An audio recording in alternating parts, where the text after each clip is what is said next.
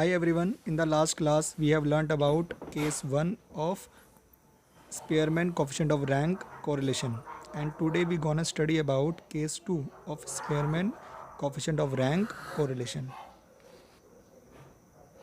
Last class में बच्चे हमने Spearman coefficient of correlation start किया था, जिसको हम रैंक कोरिलेशन के नाम से भी जानते हैं। और इसको बच्चे किसने फाइंड किया था?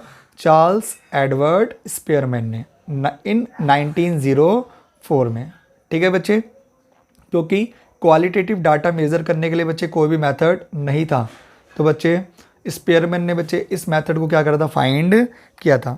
और इसके 3 केसेस थे बच्चे, व्हेन रैंक्स आर गिवन, और सेकंड केस था बच्चे when ranks are not given and not equal, और तीसरा केस था बच्चे when ranks are not given but equal. तो फर्स्ट केस बच्चे हम ऑलरेडी पढ़ चुके हैं लास्ट क्लास में। बच्चे क्या था? When ranks are given. आज बच्चे पढ़ेंगे हम केस नंबर 2,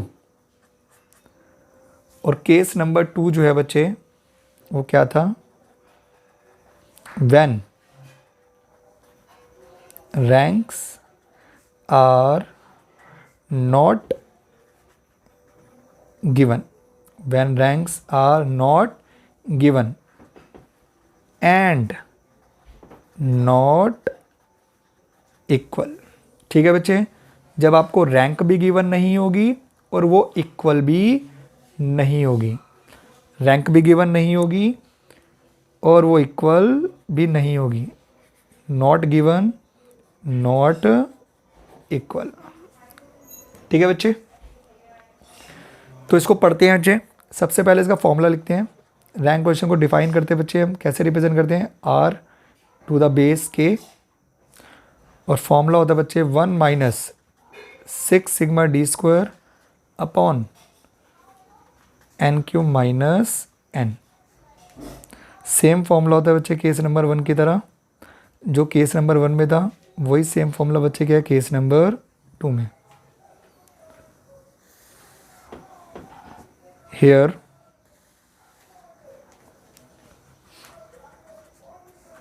डी जो बच्चे निकाला जाएगा वो कैसे निकाला जाएगा? r1 minus r2। ये भी लास्ट क्लास में पढ़ा था बच्चे, डी कैसे निकालते थे हम? r1 minus r2। तो डी निकालने का तरीका भी बच्चे बिल्कुल क्या है? सेम। और n का मतलब क्या था? Number of items. n का मतलब क्या था बच्चे? Number of items. तो बिल्कुल सेम टू सेम है बच्चे, बस फ़र्क क्या है कि आपको रैंक्स गिवन नहीं होगी और ना ही वो क्या होगी? इक्वल होगी। ठीक है ना? तो इसका एक एग्जांपल लेते हैं ताकि बच्चे क्लियर हो जाए कि इसको किस तरीके से सिंप्लीफाई करना है। तो एक एग्जांपल लिखते हैं बच्चे। तो बच्चे क्वेश्चन है आपका, the marks obtained by 10 students in mathematics and accountancy are as follows. तो बच्चे पूरे क्वेश्चन में कहीं पे भी आपको रैंक वर्ड नहीं दे रखा, और अगर आपको रैंक वर्ड नहीं दे रखा इसका मतलब आपको रैंक गिवन नहीं है। ठीक है बच्चे, तो आपको मार्क्स दे रखे हैं बच्चे 10 स्टूडेंट्स के। मैथमेटिक्स को बच्चे हमने एक्स ट्रीट कर लिया और अकाउंटेंसी को हमने वाई ट्रीट कर लिया। तो ये बच्चे मैथमेटिक्स के मार्क्स हैं और ये आपके अकाउंटेंसी के मार्क्स हैं। Find Spearman coefficient of rank correlation. आपको क्या फाइंड करना है? Spearman coefficient of rank correlation. अब ध्यान से देखें बच्चे, ये तो मुझे पता चल गया कि यहाँ पे आपको रैंक गिवन नहीं है, क्योंकि पूरे क्वेश्चन में कहीं पे भी रैंक वर्ड नहीं है। और दूसरी चीज़ क्या चेक करें बच्चे, क्या कोई नंबर रिपीट हो रहा है यहाँ पे? आप ध्यान से देखो बच्चे, यहाँ पे कोई भी नंबर रिपीट नहीं हो रहा, ना ही बच्चे यहाँ पे कोई नंबर रिपीट हो रहा है और ना ही बच्चे यहाँ पे कोई नंबर रिपीट हो रहा है। ठीक है ना? इनके अंदर नहीं देखना बेटा, आपको इंडिविजुअली इसके अंदर देखना है। एक्स के अंदर कोई नंबर रिपीट तो नहीं हो रहा और वाई के अंदर कोई नंबर रिपीट तो नहीं हो रहा। तो ऐसा कोई नंबर नहीं है जो बच्चे एक से ज़्यादा बार हो। तो यहाँ पे बच्चे ना एक्स के अंदर ऐसा कोई नंबर है ना वाई के अंदर ऐसा कोई नंबर है जो एक से ज़्यादा बार है। तो इसका मतलब बच्चे ना ही आपको रैंक गिवन है और ना ही वो इक्वल है। ठीक है, तो केस समझ आ गया बच्चे। Ranks are not given and not equal का नॉट गिवन इसलिए बच्चे क्योंकि क्वेश्चन में कहीं पे बोला ही नहीं है रैंक। और नॉट इक्वल इसलिए क्योंकि कोई भी ऐसा नंबर नहीं है जो बच्चे क्या हो रहा है, रिपीट हो रहा है, ना ही x के अंदर ना ही y के अंदर। यहाँ पे बच्चे थोड़ी जगह कम थी, नंबर मैं आपको बोल देता हूँ एक बारी। ये है बच्चे 60, ये है 66 और ये है 40। 60, 66 और 40। ठीक है बच्चे, थोड़ी जगह की प्रॉब्लम थी बच्चे, तो थोड़ा सा मैनेज कर लेना। ठीक है, अब बच्चे को सॉल्व करके देखते हैं कि फॉर्मूला बच्चे कैसे अप्लाई करेंगे। ठीक है, तो सॉल्व करते हैं, देखो करते हैं बच्चे सॉल्यूशन स्टार्ट। सबसे पहले हम x और y लिख लेते हैं बच्चे।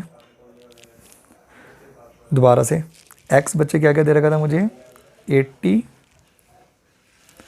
38, 95, 30, 74, 84, 91, 60, 66, 40। और y दे रखा है बच्चे आपको 85, 90, सॉरी 90 नहीं है बच्चे, ये है 50 है बच्चे।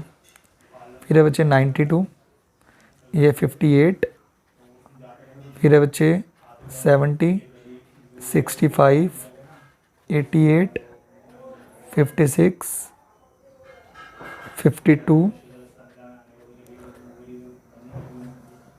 52। एक बार बच्चे दोबारा हमने x और y लिख लिया।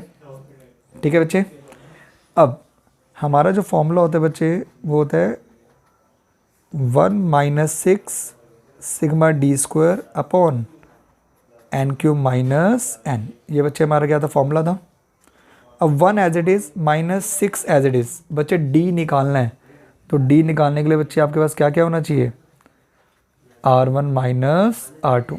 जब तक आपके पास बच्चे रैंक 1 और रैंक 2 नहीं होगी तब तक आप सब्ट्रैक्शन नहीं कर सकते। ठीक है ना, तो आपको पहले बच्चे क्या निकालना पड़ेगा, R1 निकालना पड़ेगा और क्या निकालना पड़ेगा, R2 निकालना पड़ेगा। अब R1 बच्चे देखो किस तरीके से निकालेंगे और R2 बच्चे किस तरीके से निकालेंगे। देखें, R1 अगर बच्चे आपको निकालना है तो आप या तो इसको बच्चे असेंडिंग द ऑर्डर बच्चे अरेंज कर लो, या फिर इसको आप डिसेंडिंग द ऑर्डर क्या कर लो, अरेंज कर लो।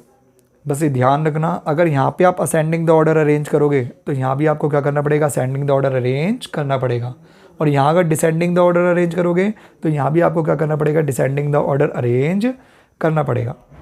ठीक है, तो आप किसी भी तरीके से कर सकते हो बच्चे। तो हम लेके चल लेते बेटे असेंडिंग द ऑर्डर। अब असेंडिंग द ऑर्डर में बच्चे क्या होता है, सबसे पहले बच्चे स्मॉलर टर्म, फिर उससे बड़ी टर्म, फिर उससे बड़ी टर्म। ठीक है ना, असेंडिंग द ऑर्डर इसी को बोलते हैं। तो सबसे छोटा नंबर बच्चे कौन सा है, सबसे छोटा नंबर बच्चे इसके अंदर है 30, तो इसको देंगे बच्चे हम रैंक 1।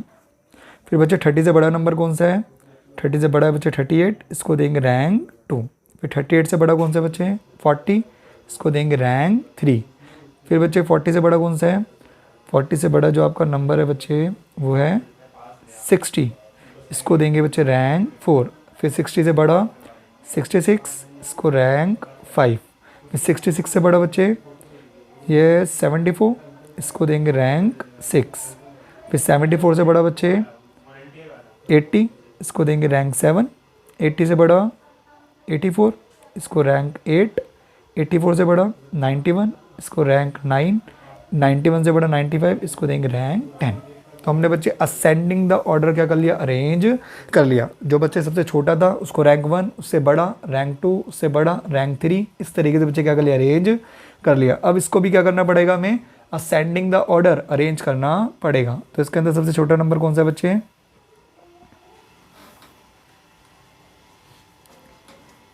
46, ये बच्चे रैंक 1।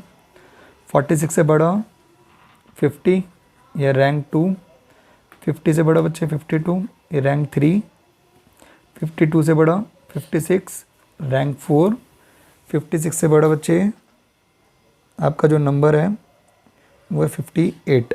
ये रैंक 5 58 से बड़ा 65, ये रैंक 6 65 से बड़ा 70, ये रैंक 7 70 से बड़ा बच्चे आपका है 85, ये रैंक 8 85 से बड़ा 88, रैंक 9 और 89 से बड़ा बच्चे 92, ये रैंक 10। इस तरीके से बच्चे हम क्या निकालेंगे, R1 और R2 निकालेंगे। अब D निकालने के लिए R1 और R1 में से बच्चे क्या करना पड़ेगा, R2 सब्ट्रैक्ट करना पड़ेगा।